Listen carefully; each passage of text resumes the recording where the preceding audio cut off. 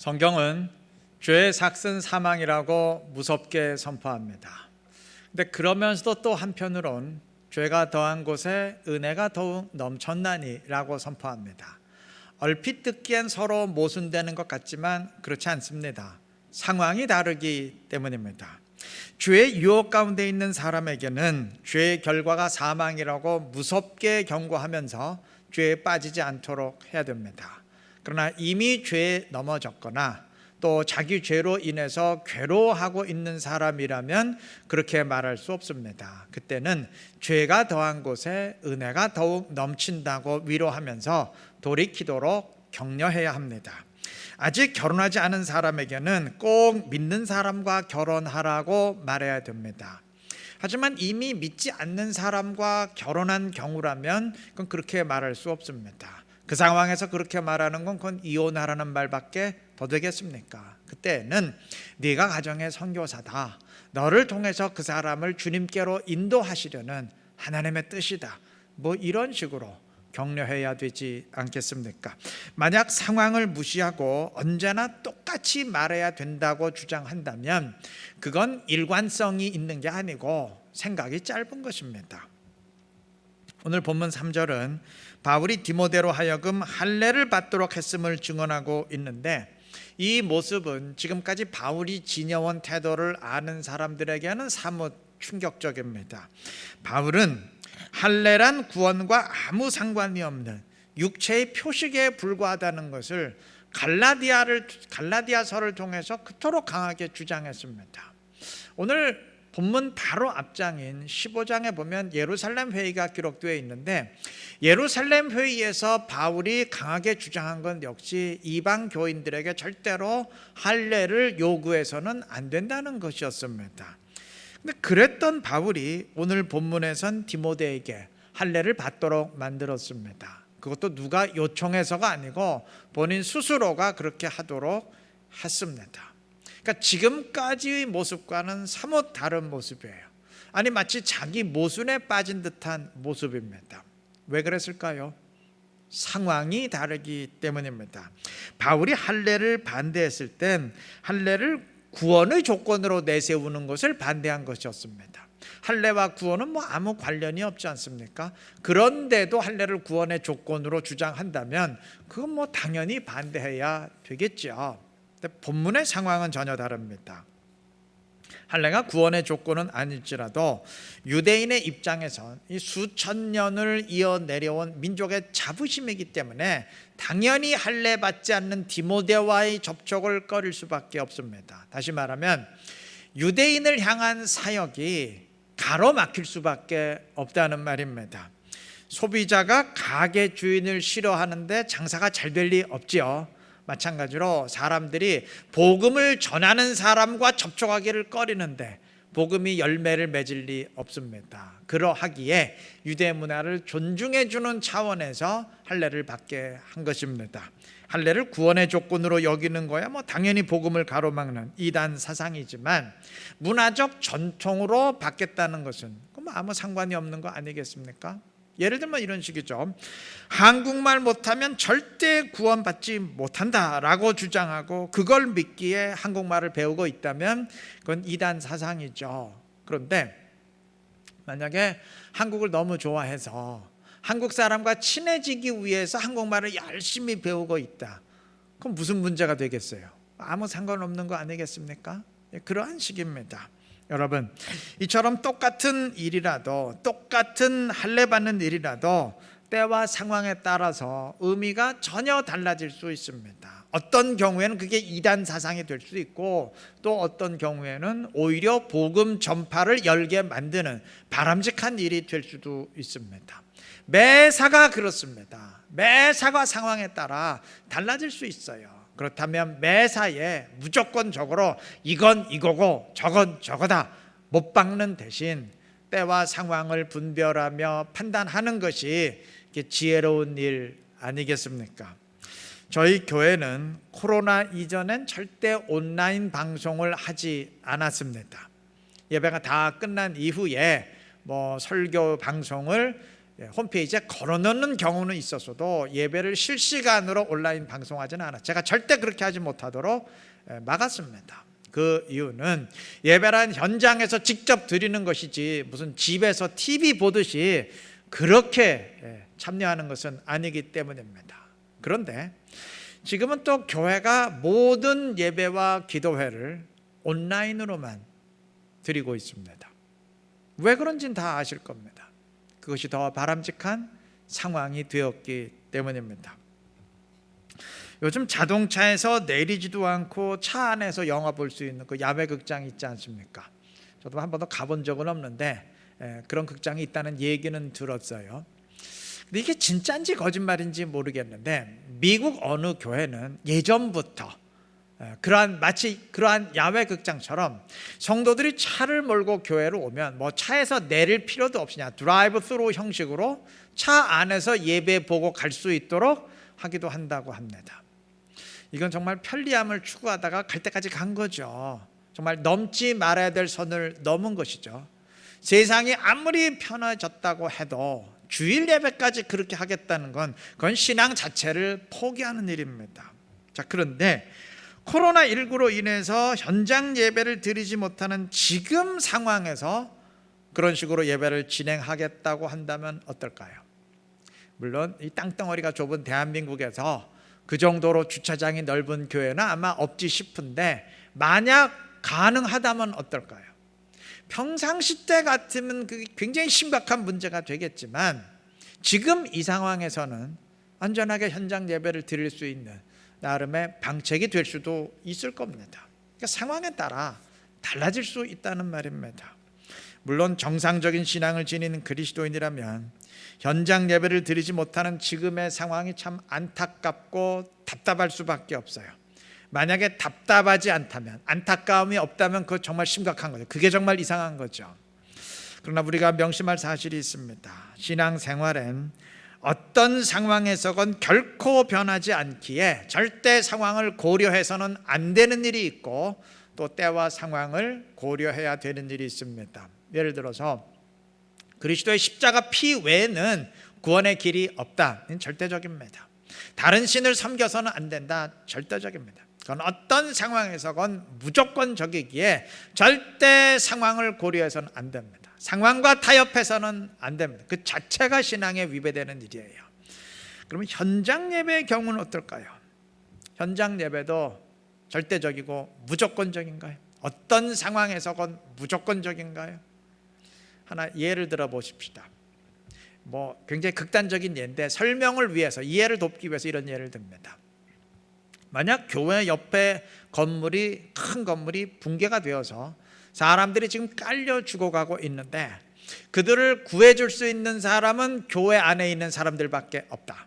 자, 만약 그런 상황이라면 그때에도까지 그 사람들이 죽건 말건 신경 안 쓰고 예배 드려야 됩니까? 아니면 예배 못 드리더라도 달려가서 사람들을 구해내야 됩니까? 쉬운 문제죠. 죽어가는 사람들 구해야 되죠. 이게 죽고 사는 문제이기 때문에 그런 것이 아닙니다. 죽고 사는 문제가 아니더라도 주님은 분명히 말씀하셨습니다. 마태복음 5장 23절 24절 그러므로 예물을 제단에 드리려다가 즉 예배를 드리려다가 거기서 내 형제에게 원망 들을 만한 일이 있는 것이 생각나거든 예물을 제단 앞에 두고 먼저 가서 형제와 화목하고 그 후에 와서 예물을 드리라. 누구에게 원망 들을 만한 일을 했거나 분노하게 만들 일을 한 상황에서 그냥 예배 드릴 수 없다는 말입니다. 가서 먼저 그거부터 해결해야 된다는 말입니다. 예배가 우리 신앙의 핵심인 것은 누구도 부인할 수 없는 사실이지만 그렇다 그래서 사람과의 관계를 무시하면서 예배 드릴 수는 없다는 의미입니다. 예배 때문에 고민할 수밖에 없는 이 상황에서 우리는 주님의 이 말씀을 기억해야 됩니다. 우리 모두 그리스도인으로서 예배를 생명처럼 붙드는 신앙을 반드시 지녀야 되지만 그러면서도 늘 상황을 분별해야 될 것입니다. 아마 옆에서 죽어가는 사람들을 구할 수 있는데도 나 몰라라 하면서 예배드릴 교회는 세상에 단 한 군데도 없겠죠. 예배로 인해서 사람들에게 큰 피해를 입히는데도 전혀 개의치 않고 예배드릴 교회도 물론 세상에 단 한 군데도 없겠죠. 만약 있다면 그건 교회가 아니죠. 그냥 집단이죠, 집단. 불과 2, 3주 전까지 교회들이 현장 예배와 온라인 예배를 병행했던 이유도 우리도 그렇게 했죠. 안전수칙을 철저히 지키는 한 교회의 예배가 사람들에게 피해를 입힐 가능성은 없다고 판단했기 때문입니다. 전체 확진자 수도 완전히 줄어들어서 미미했기에 이대로 가면 이제 곧 끝나나 싶었고, 또 교회로 인한 감염도 사실 거의 없었습니다. 그나마 확진자가 나왔던 교회도 아니란 생각에 방역수칙, 안전수칙을 지키지 않은 경우였지, 안전거리를 철저히 확보하고 방역하고 수칙을 철저히 지켰는데도 집단 감염이 된 경우는 제 기억으로는 없었습니다. 근데 지금은 상황이 달라졌어요. 2, 3주 전부터 갑자기 수도권을 중심으로 코로나가 확산되기 시작했는데, 안타까운 것은 교회 관련 확진자가 쏟아져 나와서 이건 교회가 입이 10개, 100개라도 할 말이 없는 상황이 됐습니다. 물론 사람마다 판단이 다를 수 있겠지만 지금 이 상황에서는 제 생각으로는 신앙의 자유를 주장하면서 현장 예배 강행하는 것은 좀 바람직하지 않다고 생각합니다. 우리는 순교를 각오하고 예배드린다, 이 말도 지금은 올바르지 않아요. 여러분, 순교라는 말 그렇게 아무 때나 자기 편리대로 갖다 붙일 수 있는 말이 아닙니다.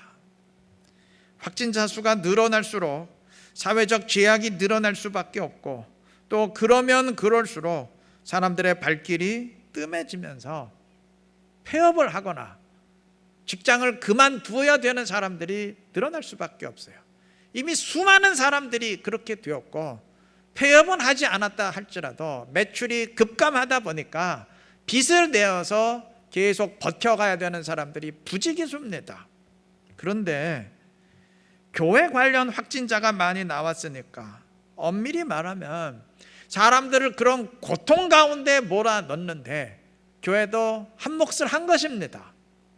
물론 일부러 사람을 괴롭히려 한 것은 아니겠지만 결과적으로는 그렇게 되었어요.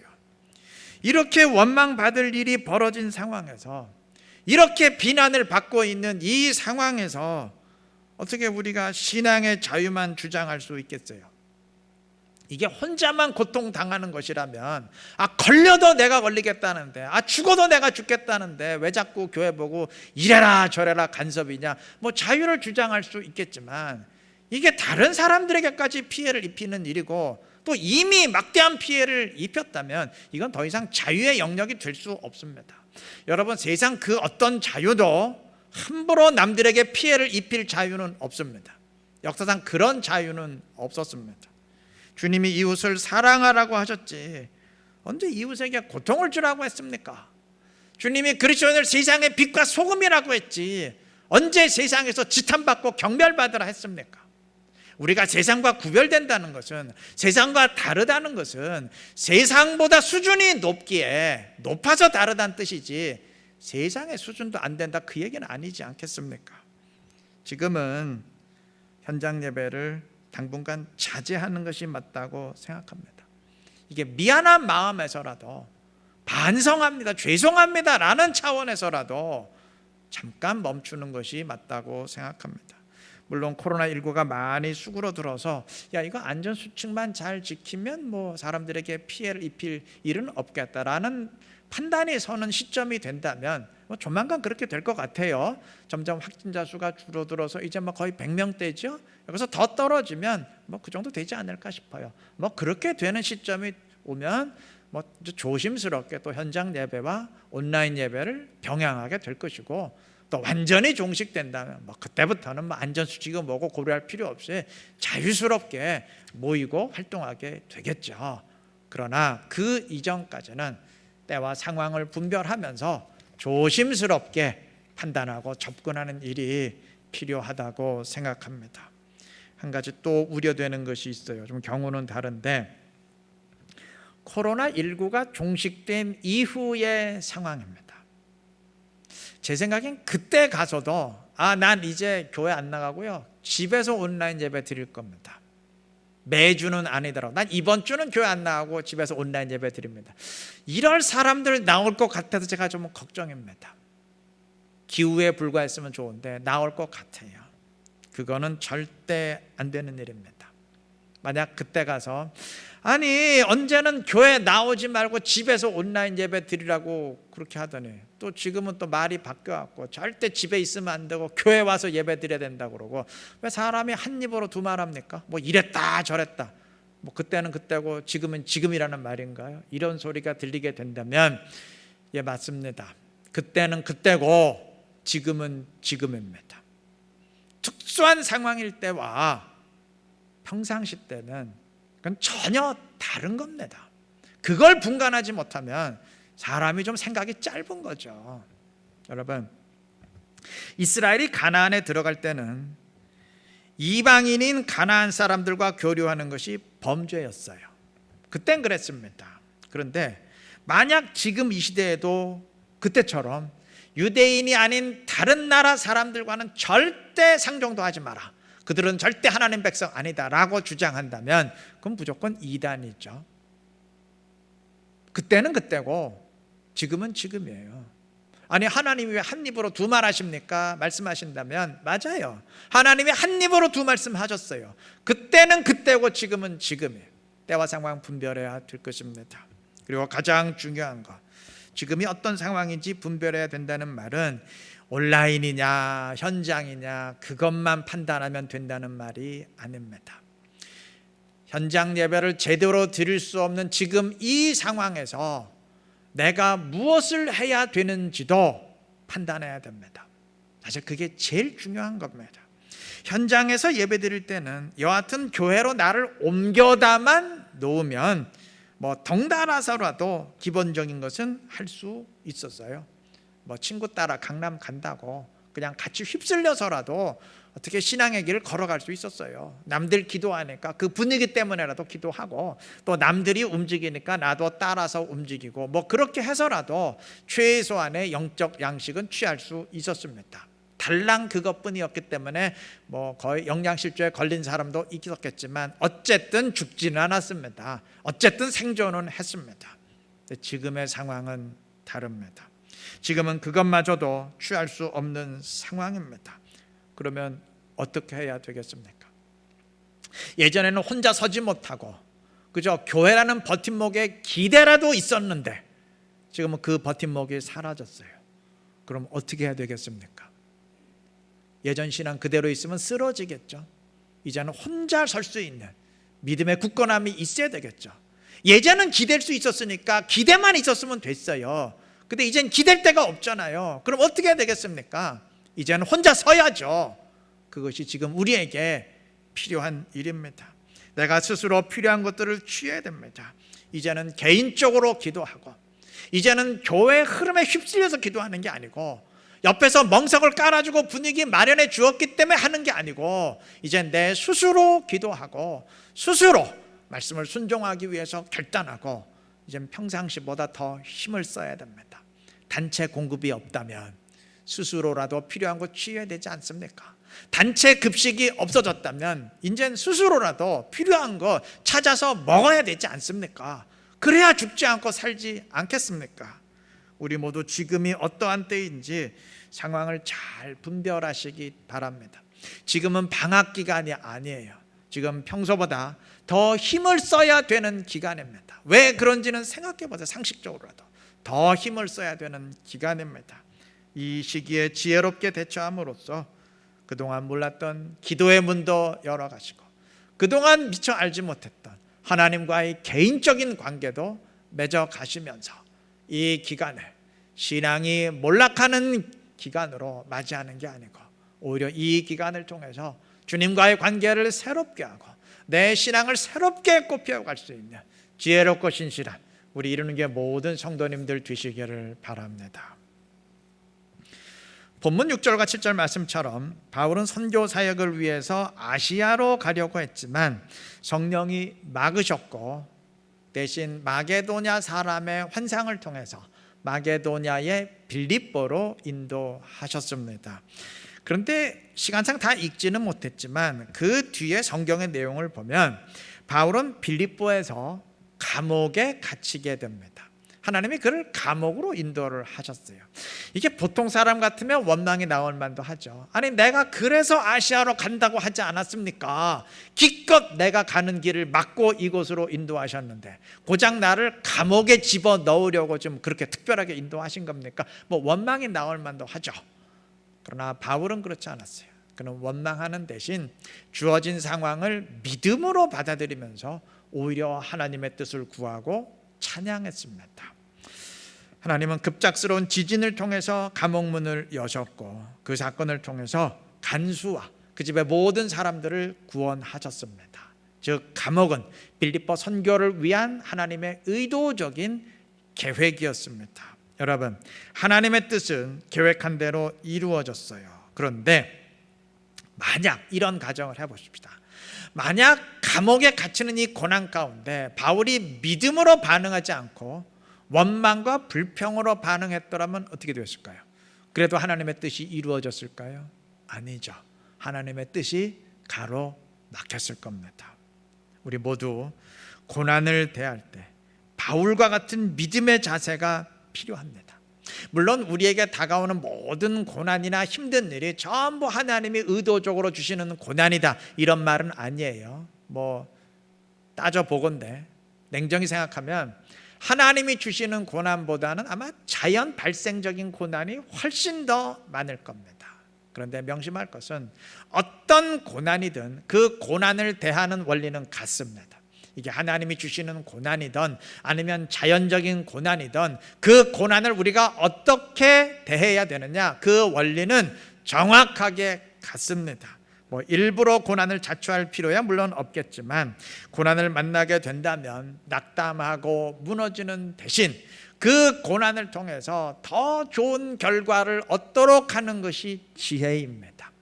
자연적인 고난일수록 그러해야 됩니다. 그리고 힘들 때일수록 더 주님을 의지하고 붙들어야 됩니다. 고난이 없는 상황이라도 하나님을 붙들지 못하면 영적으로 무너질 수밖에 없는데 하물며 고난까지 닥친 상황에서 하나님을 붙들지 못하면 어떻게 영적으로 지탱할 수 있겠습니까? 지금 코로나19로 인해서 경제적인 고난을 당하신 분들이 많으실 겁니다. 공무원이나 안정적으로 월급을 받을 수 있는 직장을 제외한 다른 모든 곳에 일하는 사람들은 지금 경제적으로 고난을 당할 수밖에 없을 것입니다.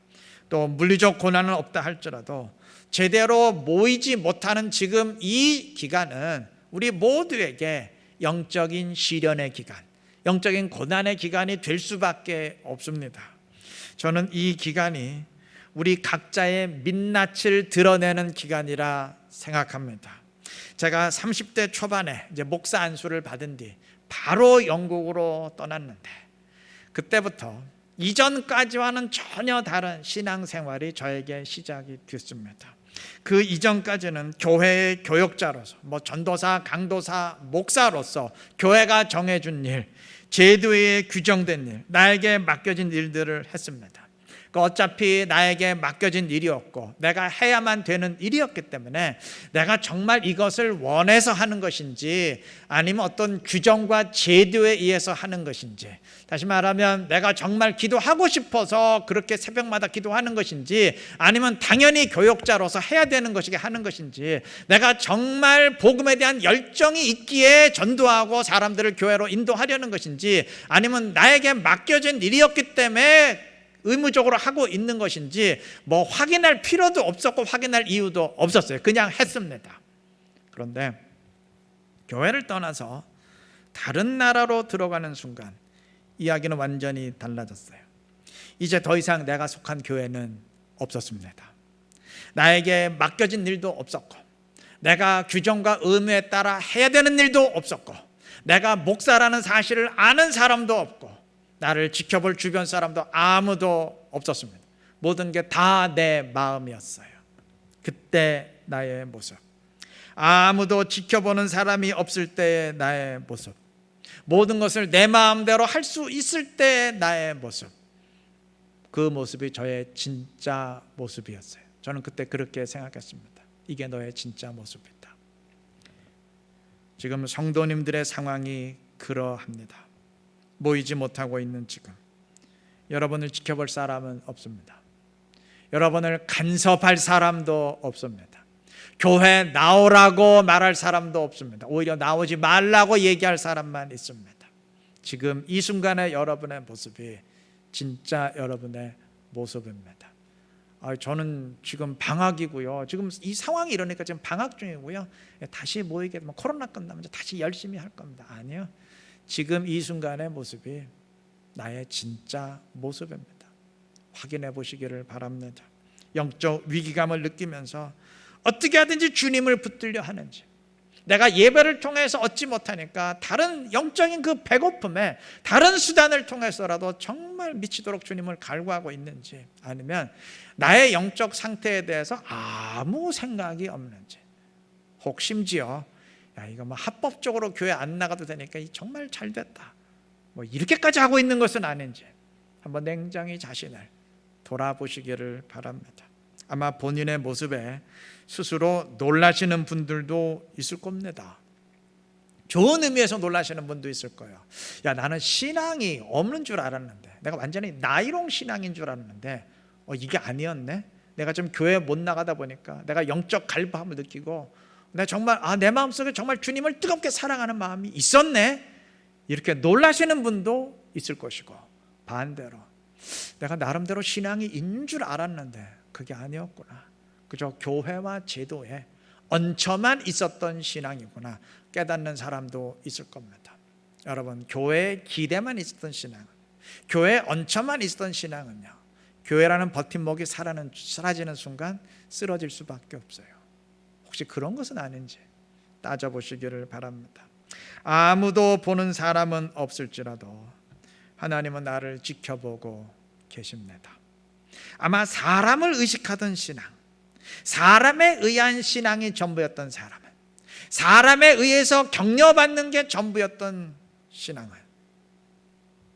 그 신앙이 전부였던 사람은 지금 뭔가 영적으로 느슨해진 자신을 발견할 수밖에 없을 겁니다. 그러나 하나님 앞에 선 신앙을 지녔던 사람이라면 전혀 그렇지 않을 겁니다. 왜냐하면 하나님 앞에 있다는 사실은 코로나 이전이나 지금이나 하등 차이가 없었기 때문입니다. 평소에 하나님과 동행하던 사람이라면, 하나님의 인도하심을 따르던 사람이라면, 하나님과 개인적인 관계를 맺고 있던 사람이라면 아무것도 달라진 것이 없을 것입니다. 하나님과 함께한다는 사실은 그때나 지금이나 똑같기 때문입니다. 달라진 게 없기 때문입니다. 이번 기회에 나 자신이 어떤 신앙을 지니고 있었는지 냉철히 점검해 보시고, 사람에 의한 신앙에서, 사람들의 격려를 받아야 유지될 수 있는 신앙에서, 교회에 기대야 유지될 수 있던 신앙에서 하나님 앞에 선 신앙으로 옮겨가시기를 바랍니다. 사람만 만나던 신앙에서 하나님을 만나는 신앙으로 옮겨가시기를 바랍니다. 그러한 온전한 신앙을 지니고 있었던 사람이라도 이번 계기를 통해서 더 주님께 가까이 다가서시기를 바랍니다. 그렇게 될 때 이번 코로나 기간은 단지 영적 시련의 기간이 아닌 영적 거듭남의 기간이 될 수도 있을 것입니다. 위기를 기회로 바꾼다는 말이, 전화위복이라는 말이 정말 우리 삶 가운데, 우리 신앙생활 가운데 현실이 될 것입니다. 우리 모두 그렇게 하시기를 바랍니다. 그렇게 함으로써 시련도 복으로 만들며 주님의 더 큰 기쁨이 될 수 있는 지혜롭고 복된 우리 이루는 게 모든 성도님들 되시기를 그리스도의 이름으로 축원합니다.